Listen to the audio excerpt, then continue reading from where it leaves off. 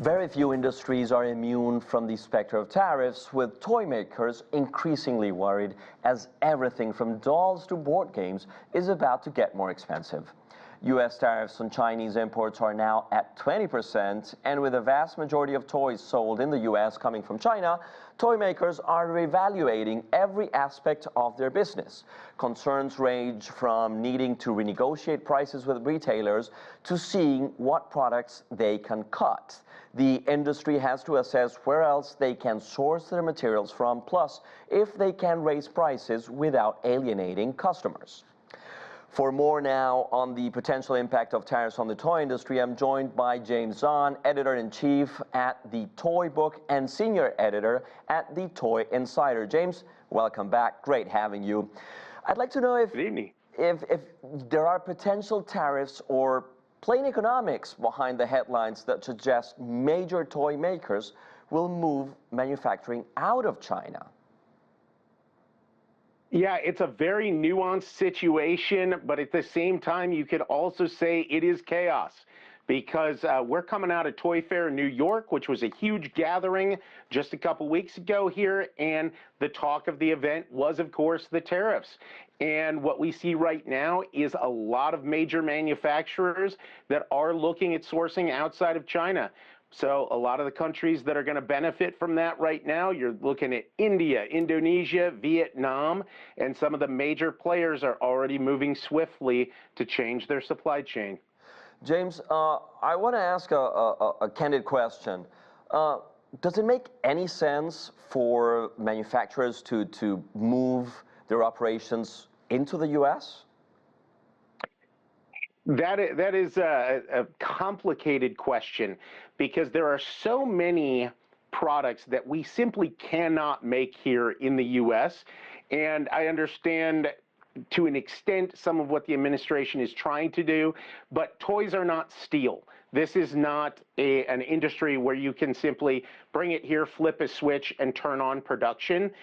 If there were to be, say, reshoring, which we're seeing a little bit of, a company called Crazy Art, for example, is expanding their U.S. capacity right now, but those aren't necessarily going to be new American jobs. It's going to be automation. So you're going to have robots doing this work instead of skilled workers. And a lot of toys are also very complex. So there are things like, say, a doll with rooted hair or a highly articulated action figure or something like that with a lot of components. There's just nowhere to make it in the U.S. right now. So what you can make here are a lot of smaller wooden plastic toys, stuff that's rotationally molded, but a lot of that complexity, there's just no capacity for it here in the States at this time. I get it, but still most of the toys sold in the U.S. are manufactured in China. That is something we can see, but when will consumers here in the U.S. see real impacts with this tariff fest going on? So I think the most noticeable time will, of course, be the holiday season. What will happen then is you might see as you're buying for all the kids on your wish list that you're getting a little bit less for more.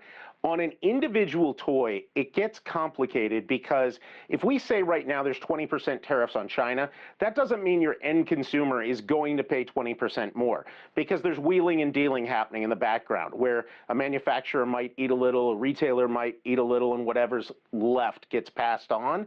The other thing with toys is because so many of them are new to market this year, there's no benchmark for a consumer to say, well, that toy was 10% cheaper last year because it may not have existed.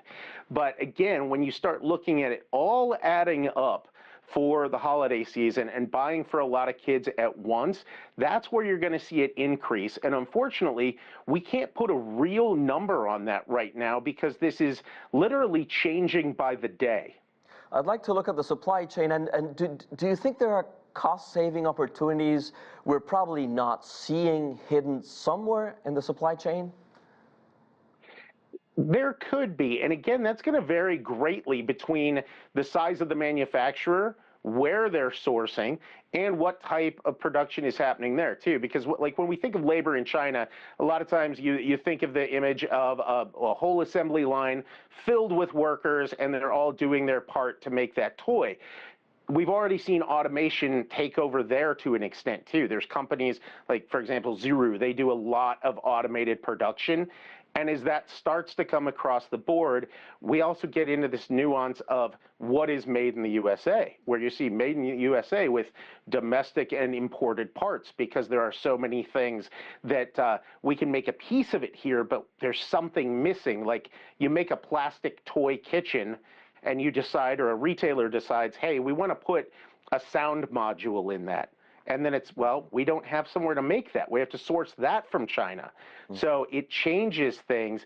So there's no one-size-fits-all answer outside of saying, yeah, stuff is going to cost more later this year.